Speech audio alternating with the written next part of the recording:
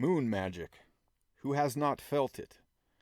Perhaps it first seeped into our consciousness in the silent stretches of the Libyan desert, where the thin sickle of the crescent moon hung like a scimitar against the indigo velvet of the sky.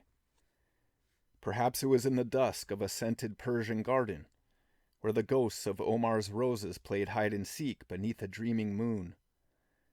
Perhaps it was on a winter's night in Vermont, where the passionless earth stared unseeing at the colder moon, and where the distant stars glittered like diamonds bought with blood.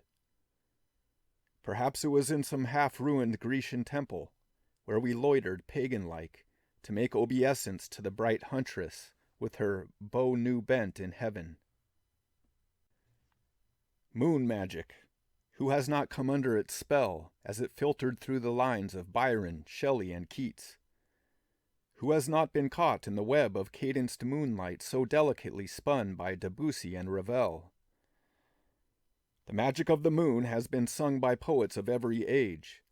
With the exception of Russia, not a single nation has failed to pay respect to the Queen of Heaven through the medium of its literature. The myths and folklore of every land teem with moon magic, and the religious records of every race are filled with references to moon worship. Sometimes the moon appears as a male deity, as in the myths of the Teutons and Rajputs, the stories of Tartary and Arabia, the tales of the Hindu king Soma and the Babylonian god Sin. Sometimes the moon is a goddess, worshipped as Diana, Isis, Astarte, Artemis, Proserpine, Venus, or Hecate.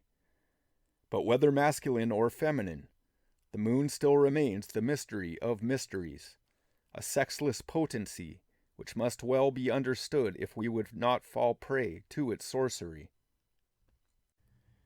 The influence of the moon upon the earth and its inhabitants cannot be denied, however difficult the explanation may be. It is observed in the rise and fall of the tides, and in the growth of plant life. It appears in the cyclic changes of many forms of disease, and is particularly marked in the phenomena of human gestation and generation.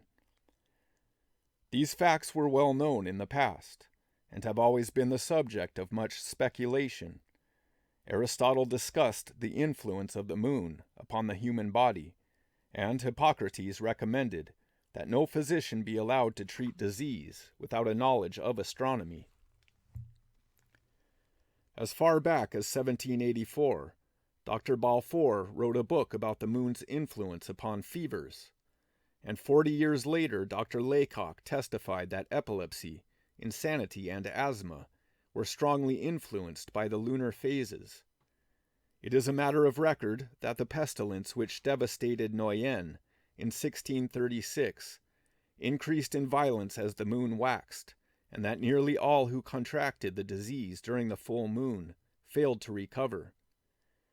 It is said that Lord Bacon was peculiarly sensitive to lunar magnetism, always falling into a syncope when the moon was in eclipse. It is also a well-known fact that old people die most frequently on the day of the new or full moon. The curious relationship between moonlight and insanity has long been the subject of scientific investigation. In 1791, Dr. Daquin discussed this phenomena, and in 1852, Ghislain recorded that some of his patients became violently insane every 28 days, always on the day of the full moon. The very word lunatic, derived from luna, the moon, contains a hint of this relationship, one which is recognized by poets as well as by men of science.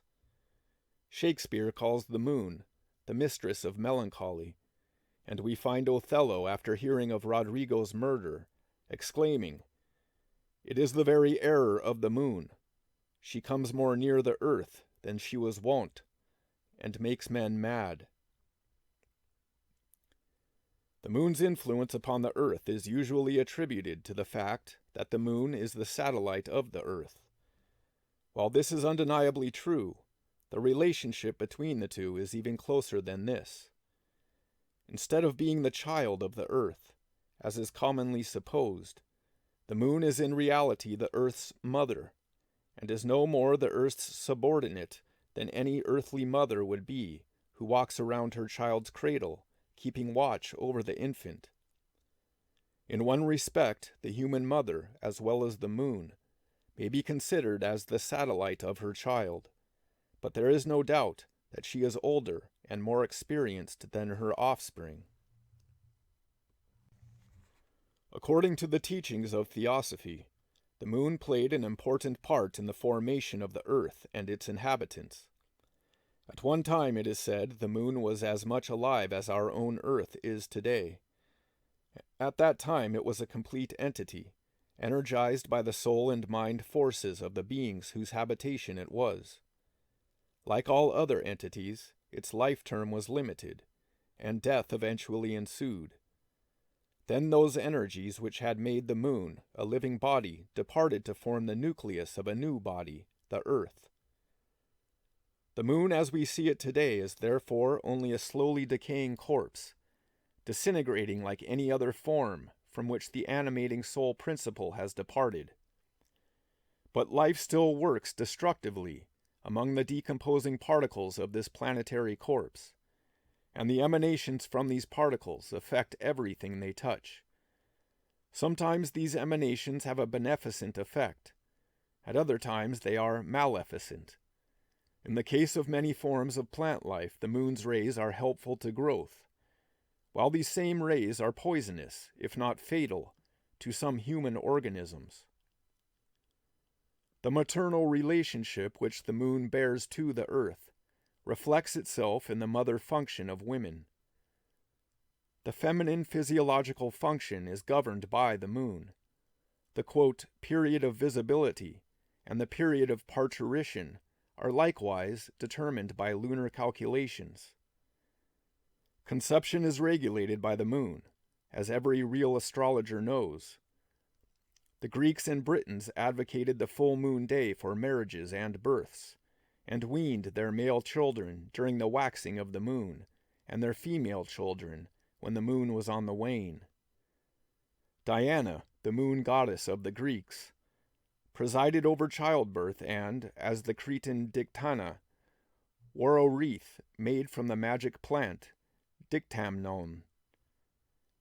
During childbirth, the women of Crete were covered with this plant, whose roots were first placed within the precincts of the goddess, if possible under the direct rays of the resplendent daughter of Jupiter. As the moon is so closely connected with the processes of physical generation, it is easy to see how it became the symbol of generation on a cosmic scale. As a matter of fact, the whole history of moon worship centers around the mystery of lunar phenomena. The rites were based upon a knowledge of physiology, mathematics, and astronomy, and were records of observed natural and scientific facts. The ancients were well aware of the fact that life on this planet is generated, preserved, and destroyed by lunar magnetism, and this may help to explain the 1,001 images under which the moon was represented and venerated. Although the actual beginnings of moon worship are difficult to trace, there is no doubt that it is one of the oldest forms of worship in the world. Krishna himself is said to have belonged to the Yadu branch of the Chandravansas, or lunar kings, a fact which is of deep significance. When these lunar kings left India, they took with them the worship of their forefathers, of Soma and his son Buddha. Babylonia happened to be situated on the line of this emigration, and the Babylonians were one of the first peoples to profit thereby. Although comparatively little is known of Chaldean moon worship and the Babylonian god Sin, it is not impossible to trace the gradual transformation of this abstract symbol into the Hebrew creative god, Jehovah. When the clay tablets of Hammurabi were deciphered, the noted Assyriologist Professor Delitzsch translated one inscription, "Yahweh is God." Professor Chamberlain insisted that the correct reading should be, "The moon is God." This indicates how closely Jehovah and the moon were connected in those days. In the Hebrew scrolls, Jehovah is called the Lord of the Moon, while Maimonides speaks of Adam, who in one sense is the same as Jehovah, as the prophet of the moon. In the Kabbalah, the moon is called the Ark, which contains the seeds of material life and is closely associated with Jehovah. This idea appears again in the story of Noah and the Ark. The Israelites considered child-giving as the chief function of Jehovah, as a well-known scholar points out. I had worked it out by original search that the great distinctive function of the god named Jehovah was designative of the influence of the moon as the causative of generation, and as of its exact value as a lunar year in the natural measure of days. In this connection, it will be remembered that Sarai, Abraham's wife, could not bear a child until she had come under the moon's influence by changing her name to Sarah, and that both she and her husband came from the city of Ur, which was the great center of moon worship.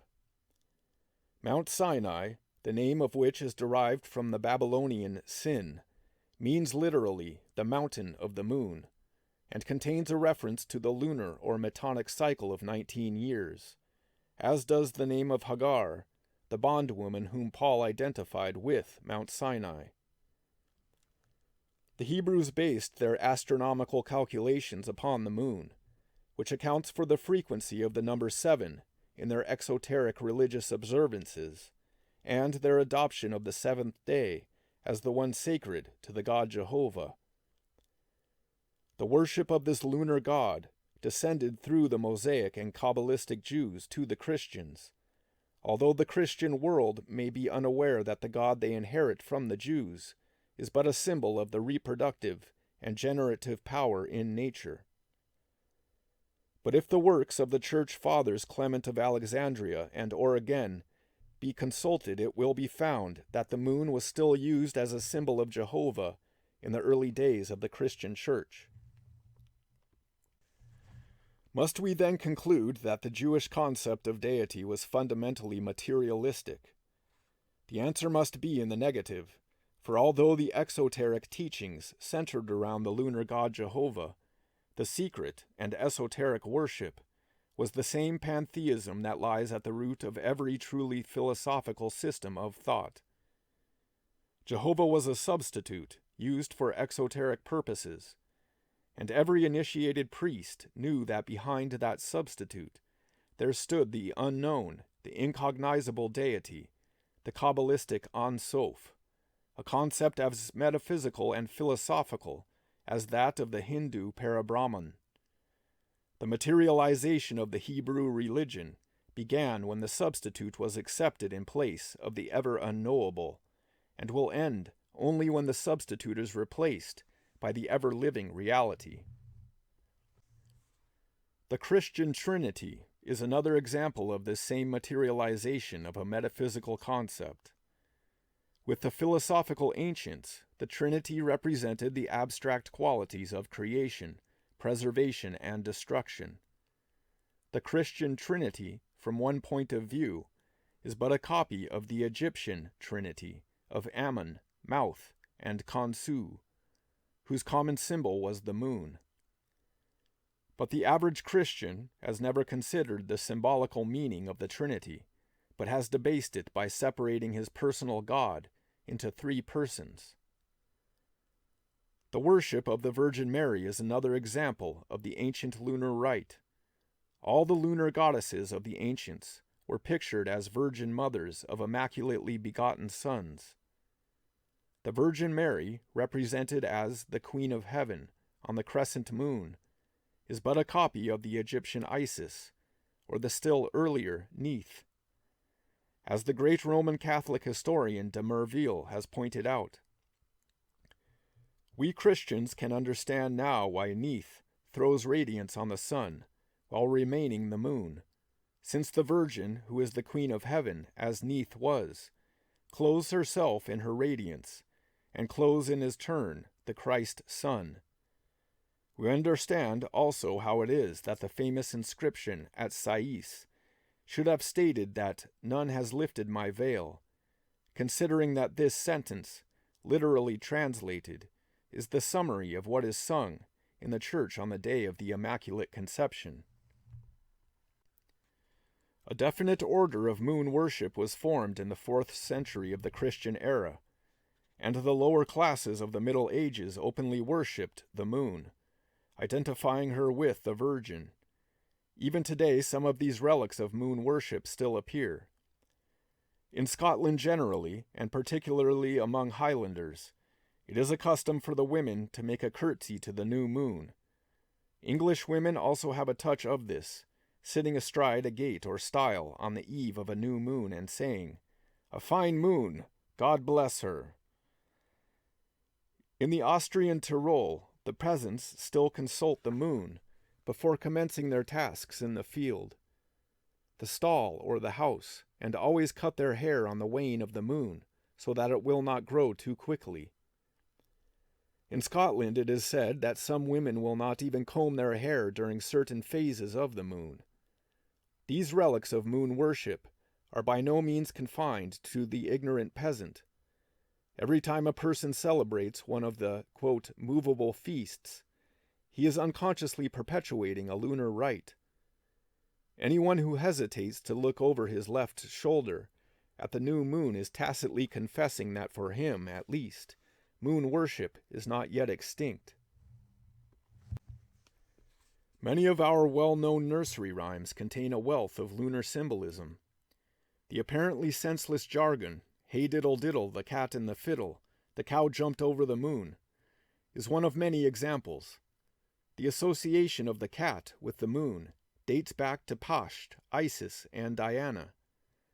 The cow was connected with and symbolized by the moon for the simple reason that the period of parturition in cow and woman is the same, both being governed by the moon.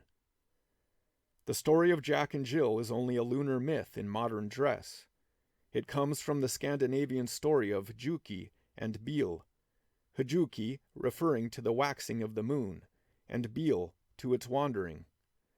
The pail of water which they carried up the hill refers to the rising tide, while their subsequent downfall pictures its ebb. And so we see how moon worship still persists even in this scientific age, and how the ancient lunar myths still continue to be perpetuated from generation to generation. But let us not conclude that the symbol of the moon is but a fantastic relic of ancient superstition. Nothing could be further from the truth.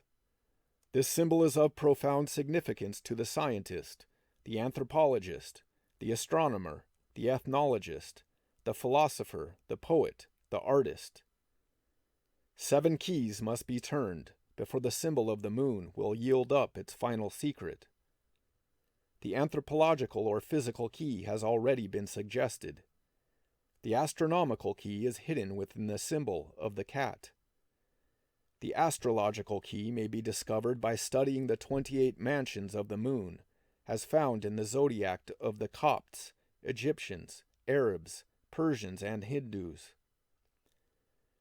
The racial key is found in the records of the races which preceded our own. There it will be discovered that in the third race the male moon was worshipped, becoming male-female only after the fall into generation. When our own race appeared, lunar solar worship divided the nations into distinct cults, ending in a strife between the Suryavansa, or solar beings, and the Chandravansa, or lunar beings. This strife can be observed in every individual, for, in the final analysis, each one of us is a solar, lunar being. That which we call the self is a self-illuminated sun which reflects itself, if we allow it to do so, in our lower lunar nature. Whenever we think, act, or speak independently of the solar god within, we become worshippers of the moon in ourselves. Every time we instigate our actions from within, we make the moon in us subservient to the sun, a true reflection of the solar light of the self. This is the secret of true spiritual growth.